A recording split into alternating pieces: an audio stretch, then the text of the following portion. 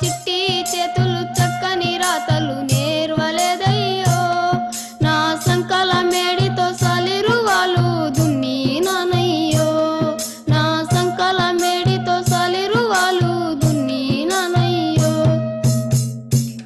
నన్ను కన్నా వాళ్లకు ఏడేండ్లప్పుడే దూరమయ్యానే, దొరగారి ఎడ్ల కొట్టం కాడికి చేరువయ్యానే. మూడు మూరల కర్రతో 30 ఎడ్లతో శోభతినాదయ్యో, దిక్కు దిక్కున ఉరకంగా లేలేత కాళ్లకు గుచ్చెను ముళ్ళయ్యో. నా చిట్టి చేతులు చక్కని రాతలు నేర్వలేదయ్యో, నా సంకల మేడితో సలిరువాలు దున్నినానయ్యో. వెలుగుబోయి చీకటి కమ్మినప్పుడు ఇంటికి పోతానే, నా అమ్మ అయ్య రాకముందే నిదురబోతానే. చుక్క గూకిన జాముకు ఎడ్ల గొట్టం సూరు కాడుంటా, తెల్ల వెలుగు వచ్చేటప్పుడు నీళ్ళ బావి కాడుంటా. నా చిట్టి చేతులు చక్కని రాతలు నేర్వలేదయ్యో, నా సంకల మేడితో సలిరువాలు దున్నినానయ్యో.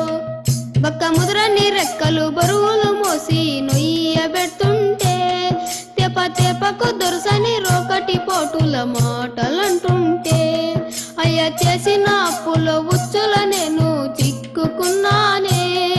ఆ వడ్డీ లెక్కల కంటే ఎక్కువ కష్టం చేసి తినే. నా చిట్టి చేతులు చక్కని రాతలు నేర్వలేదయ్యో, నా సంకల మేడితో సలిరువాలు దున్నినానయ్యో. వాళ్ళ గుడ్లకు ఉలువలు పిండి పెట్టి ముద్దుగా చూస్తారే, కడుపు కాలిన నాకు గొడ్డు కారం ముద్దలు పెడతారే. చిన్న ఒళ్ళుకు చిల్లులు పడ్డా చొక్కా ఒక్కటున్నాదే, వాళ్ళ బిడ్డల ఒంటికి రంగుల బట్టలు రోజు మారేనే. నా చిట్టి చేతులు చక్కని రాతలు నేర్వలేదయ్యో, నా సంకల మేడితో సలిరువాలు దున్నినానయ్యో.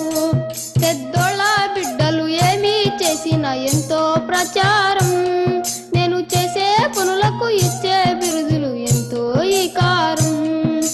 చదువుకు సంధ్యకు దూరం చేసి దొరకాడుంచకురే, నా గుండెల మీద పుండును చేసే పనికి పంపకురే.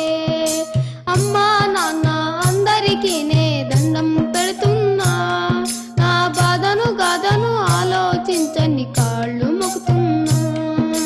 అమ్మా నాన్న అందరికీ నే దండం పెడుతున్నా, నన్ను పనికి పంపక బడికే పంపని కాళ్ళు